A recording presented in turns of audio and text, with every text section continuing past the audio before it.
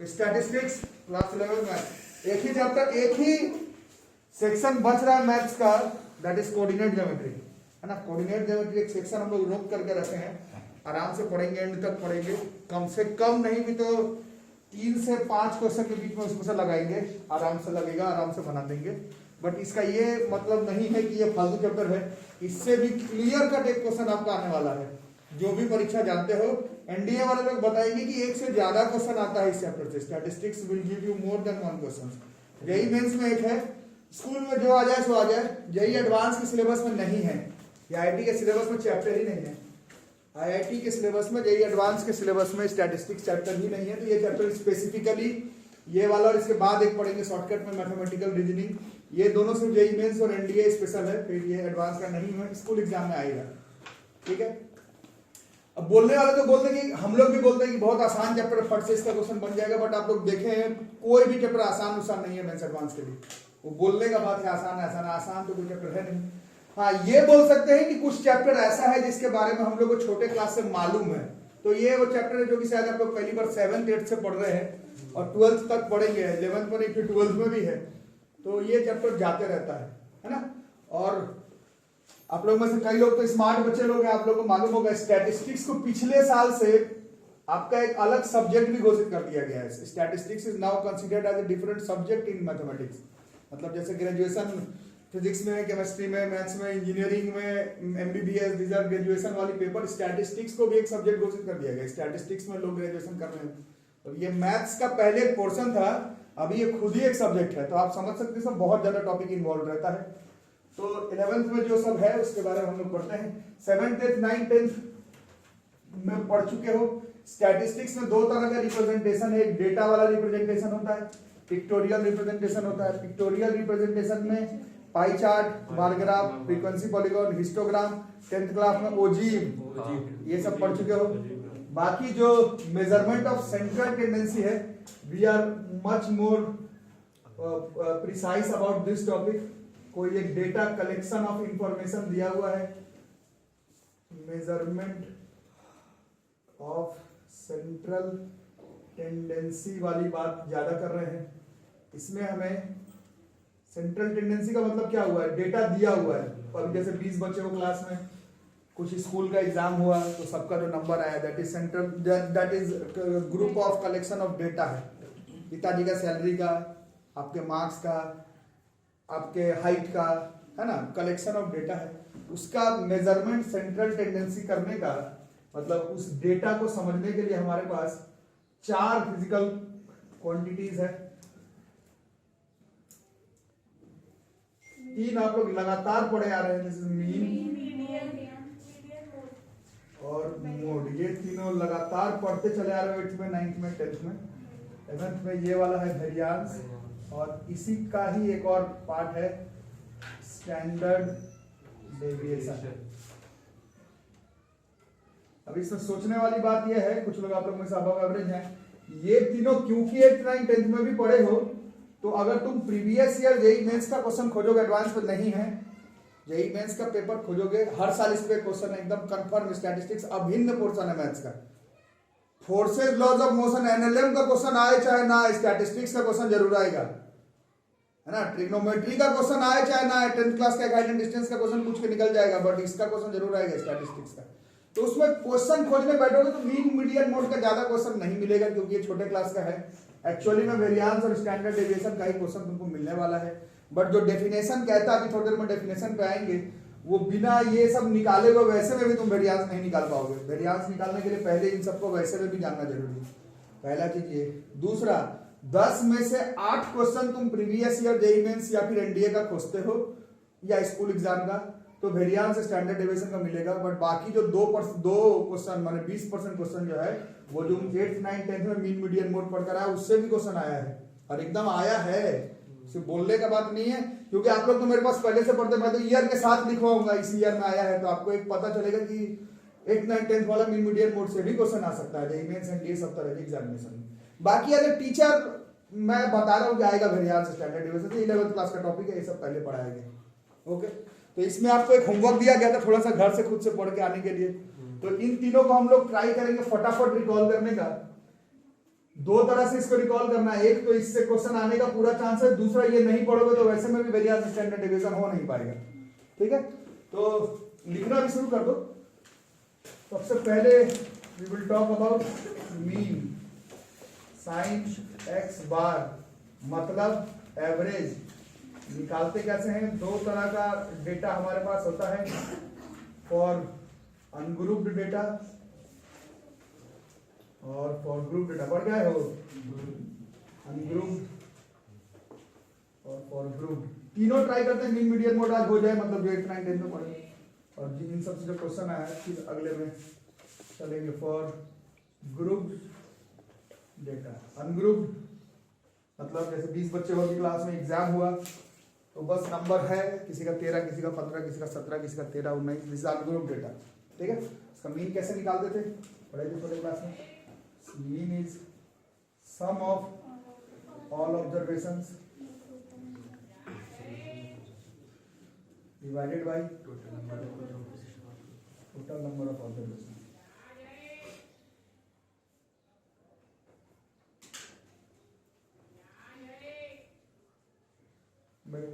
आज तो नहीं आज भी आसानी पूरा नहीं बेचता।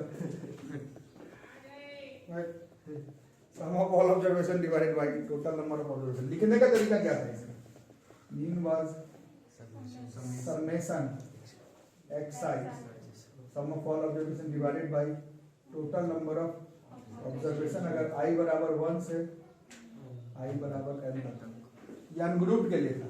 ग्रुप के लिए पढ़कर आए हो, ग्रुप के लिए 10th में जाते जाते देखे 3 फॉर्मूला है, 2 पर फोकस करते हैं।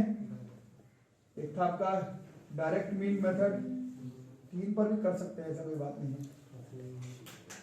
डायरेक्ट मीन मेथड कैसे होता था, डायरेक्ट मीन मेथड मीन बराबर था समेशन fi fi। ठीक है, ये डायरेक्ट मीन मेथड था। दूसरा था एज्यूम्ड मीन मेथड, पढ़ कर आया हो कि नहीं? एक मिनट, चलो आयुषी बताओ। ठीक है, बोलना कोई याद नहीं। ए प्लस बस समेशन fi di था बाई, है ना। इसमें di वाज डेविएशन, कैसे निकलता था, xi minus a was assumed mean। मैं फिर से यही बता रहा हूं कि आप लोग, क्योंकि मेरे पास उतना टाइम नहीं कि मैं मीन मीडियन मोड का 15 क्वेश्चन करूं, वो तुम 10th में किए हो, एक बार जरूर से मिला लेना 3-4 क्वेश्चन बना के, मैं 1-2 ही करवाऊंगा, वो भी जो आया हुआ है वो करवाऊंगा, बाकी आप 9th-10th वाला रिवाइज जरूर कर जाएंगे। ठीक है, वैसे इसमें स्टेप डेविएशन मेथड भी था।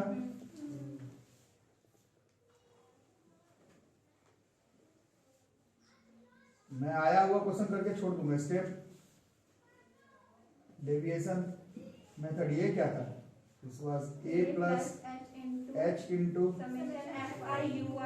By summation fi। इसमें h क्या होता था, विड्थ था, width upper limit minus lower limit है। ui क्या होता था, ui di बाय h था, डेविएशन बाय h ही था, है ना। समेशन मतलब a प्लस h, a अलग से है, एलसीएम में साथ में ये सब था। और 9th क्लास में सिखाया गया था, 9th क्लास में सिखाया गया था टोटल ऑब्जर्वेशंस,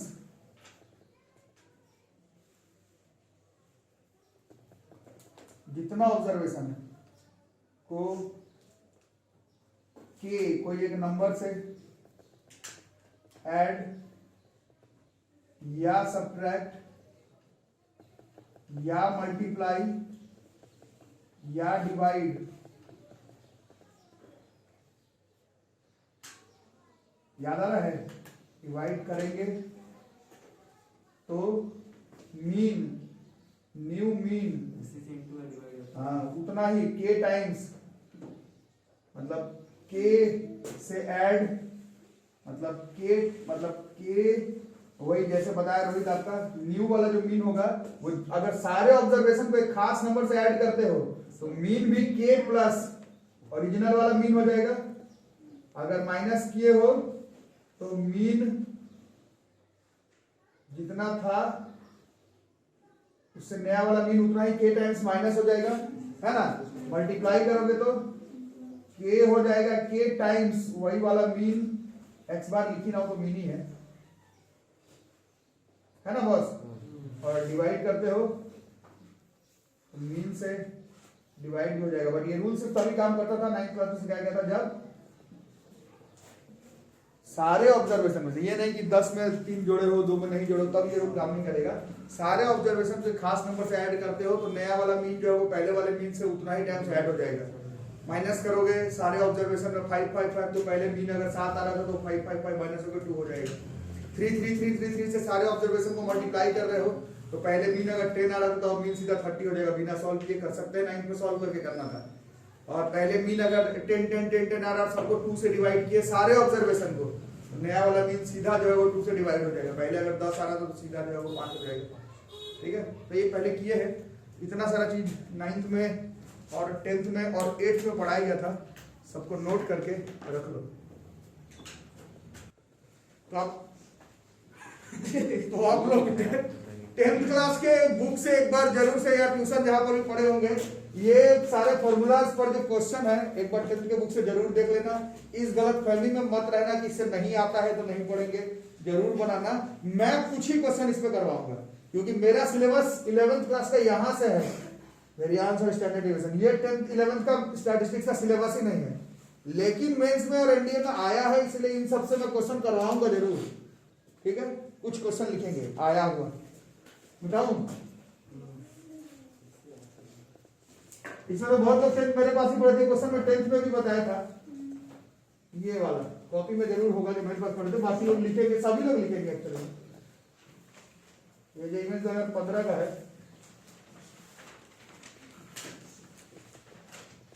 ये 9th के कॉपी में भी रहता है, 10th में भी, 11th में भी, 12th में भी लिखवा देता हूं क्वेश्चन में। क्वेश्चन है if mean of 16 observations is 16 अलग अलग ऑब्जर्वेशंस है, उन सबका मीन है 16 ऑब्जर्वेशन का मीन है 16। ठीक है, 16 अलग अलग ऑब्जर्वेशन है, उन सबका मीन है 16। उस 16 ऑब्जर्वेशन में से if one of the observations whose value is 16, उस 16 में से किसी एक ऑब्जर्वेशन का वैल्यू भी 16 था। If one of the observation whose value is 16 is deleted and 3 new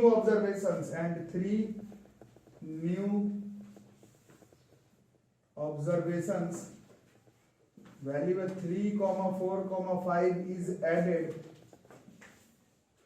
calculate the new mean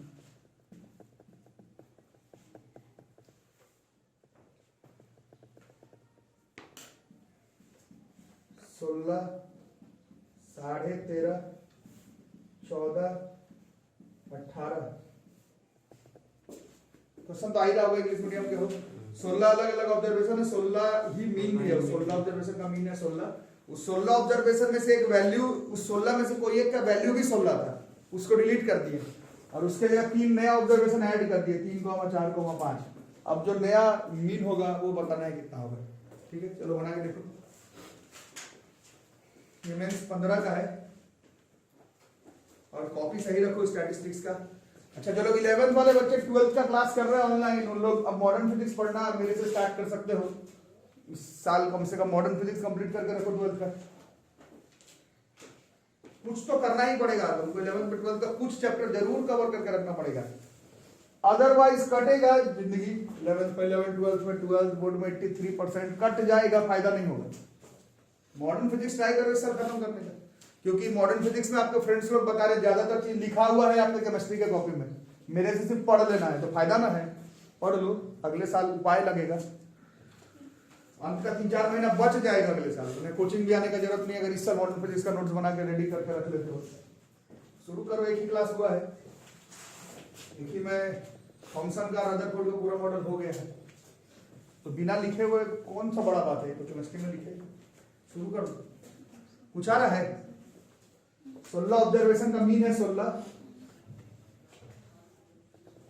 कैसे करते हैं? मीन बराबर 16 का ऑब्जर्वेशन है x1 plus x2 plus x3 plus dot dot dot x16 divided by total number of observation 16।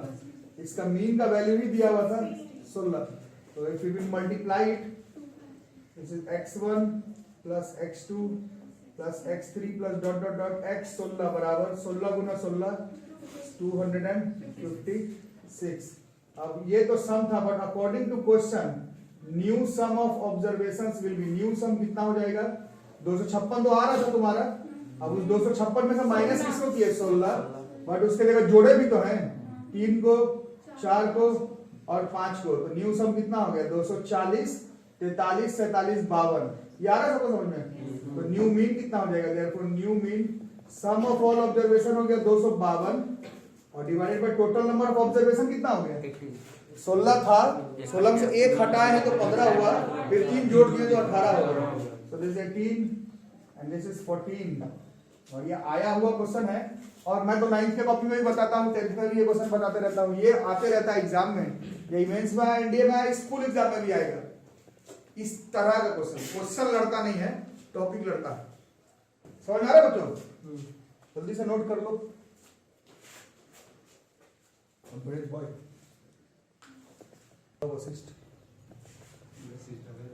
Mean of first and natural number is n square by 81। तो पहले mean निकालते हैं बच्चों, पहले मीन बताओ तो कैसे निकाला जाए। मीन बराबर क्या था? सम ऑफ ऑल ऑब्जर्वेशन। तो किसको किसको सम करना है बताओ, प्रिंस बताओ। सम प्रिंस सबका नंबर नाम है,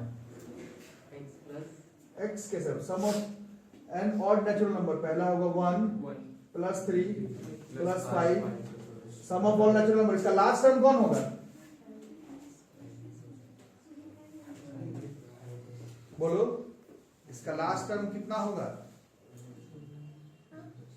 लास्ट टर्म सम कर रहे हैं ना, वन ऑड नंबर जोड़ना है, तो सम ऑफ ऑल ऑफ 1 3 5 7 कहां तक लिखूं? 2n प्लस 1 कैसे होगा? थोड़ा सोचो। मान लो n अगर 1 होता, मान लो तुम कितना बोले? 2n प्लस 1 बोले ना, मान लो 2n माइनस 1 होगा।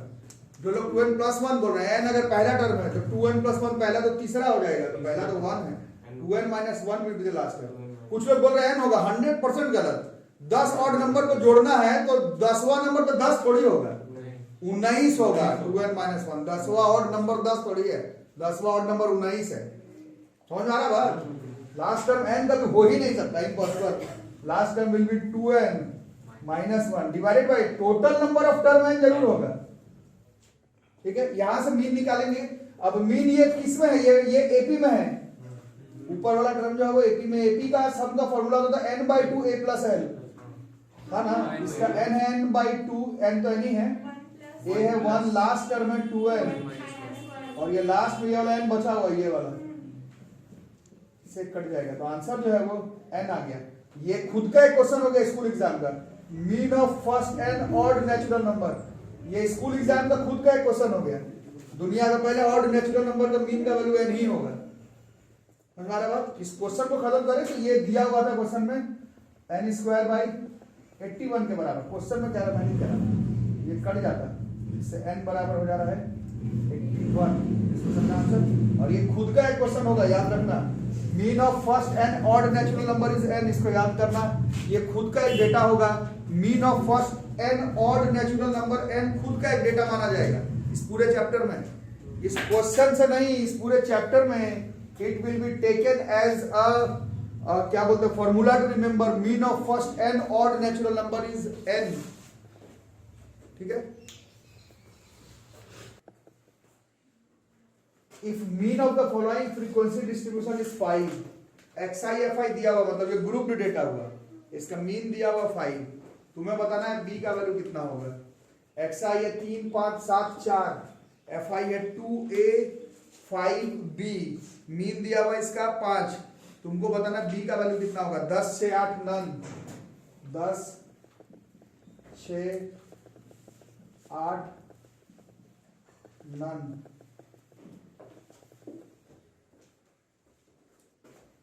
ठीक है, क्या था हिसाब किताब तो याद होगा। मीन बराबर summation F I x I summation F I. Mean दिया हुआ कितना 5, समेशन एफ आई एक्स आई करना पड़ेगा नहीं। 3 2 6 हो गया, ये 5a हो गया, 35 हो गया, 4b हो गया। समेशन एफ आई एक्स आई सबको जोड़ना है। 6 5a 35 4b और summation F I 2 + 5 7 + a + b है ना। बस समेशन एफ आई फ्रीक्वेंसी को जोड़ेंगे ना। 2 5 7 + a + b।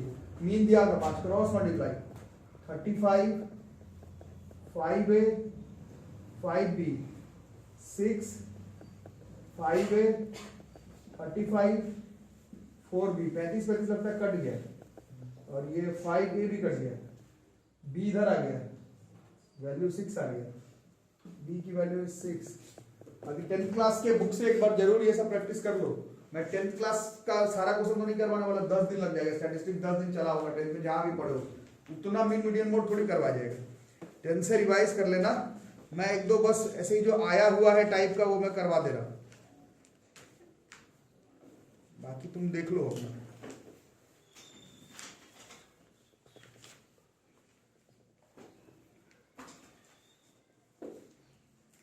अगला करेंगे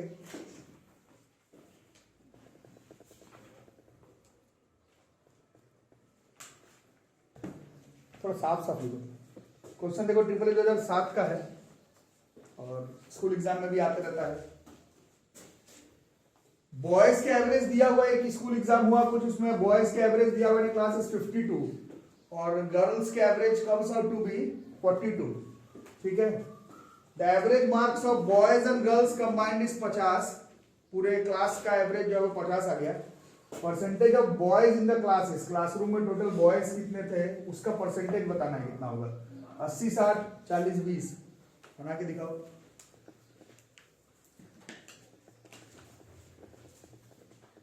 और थोड़ा साफ लिखो, स्टैटिस्टिक्स को मजाक में नहीं लेना। बहुत सारे कोचिंग में तो पढ़ाया ही नहीं जाता, मैं पढ़ा रहा हूं तो सारा क्वेश्चन बढ़िया से लिखो।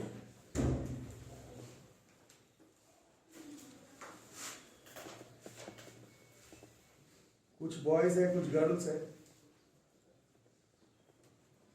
बॉयज के एवरेज है 52 और गर्ल्स के एवरेज है 42। Percentage of boys in the class बताना है कितना।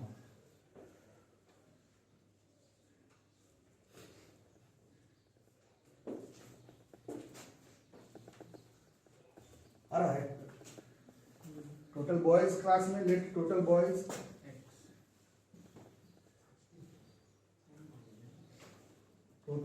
इन क्लास को ले लेते हैं x और total girls y,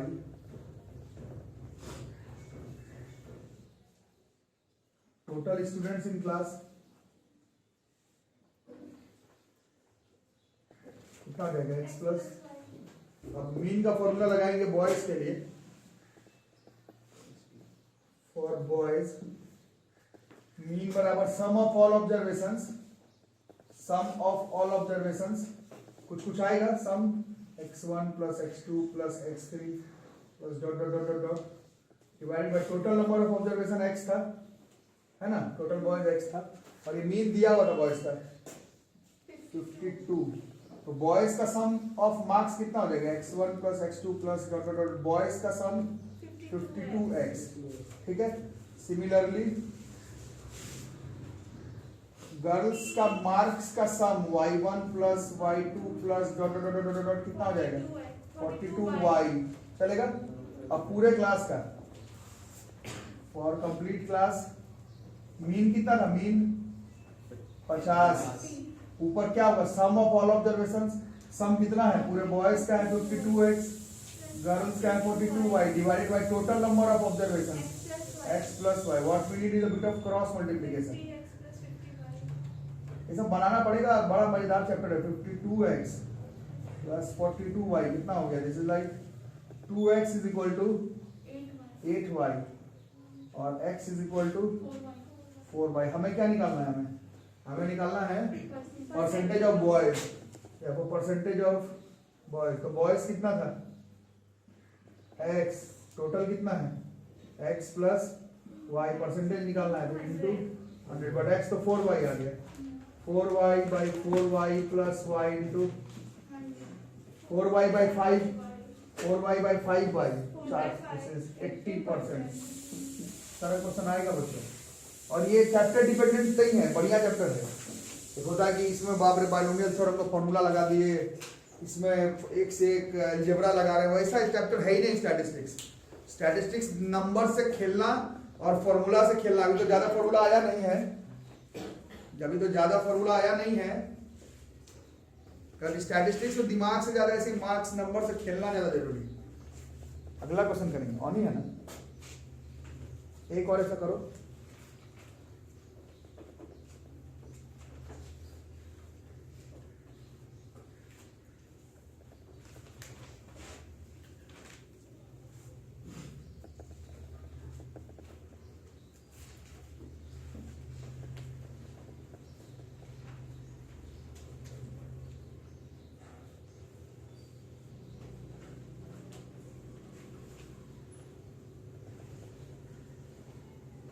medium mode तक पहुंच नहीं पाया तो आप लोग के लिए होमवर्क रहेगा। मीडियम मोड जरूर से 10th क्लास के बुक से अपना अपना बस एक बार देख करके आएंगे, तभी फटाफट आगे बढ़ पाएंगे।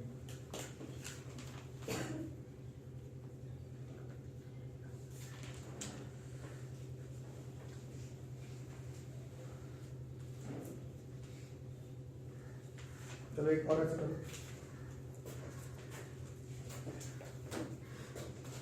ऐसा ही है, ये ऑनलाइन एग्जाम जो इवेंट्स में आया, events online examination,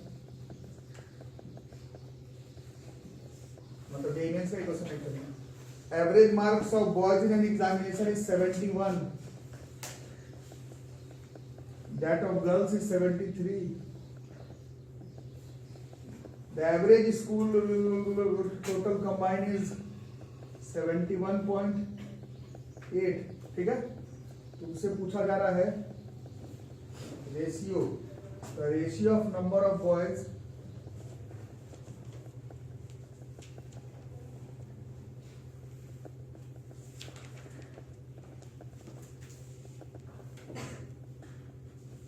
to the number of girls appeared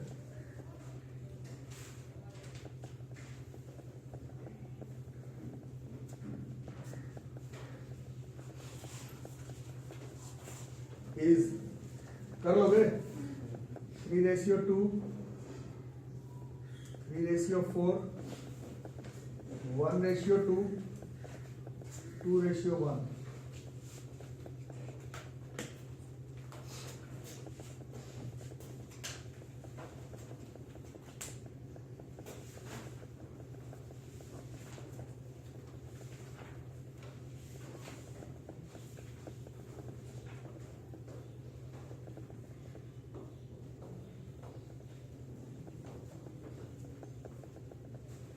Yes, please.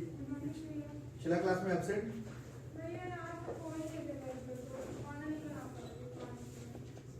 Swiggy कर लेती, लिख ली।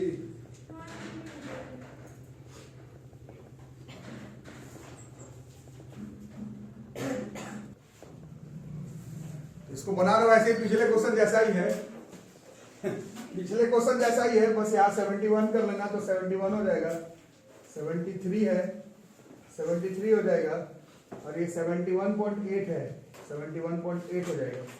इस बार रेशियो निकालना है, परसेंटेज नहीं, सिर्फ एक्स बार वाई का रेशियो निकालना है, फिर रेशियो 2 आ जाएगा। करके देखो, और घर पर से 9th और 10th क्लास के बुक से मीन, मीडियन और मोड से ऊपर से फॉर्मूला देख करके नहीं आना है, थोड़ा पढ़ करके आना है। फिर फॉर्मूला देखने पर क्या होगा, एक बार पूरा मीन, मीडियन, मोड 9, 10, 8 के बुक से एक बार मिला कर कराओ, तभी स्टैटिस्टिक्स में एक्यूरेसी बनेगा 100%।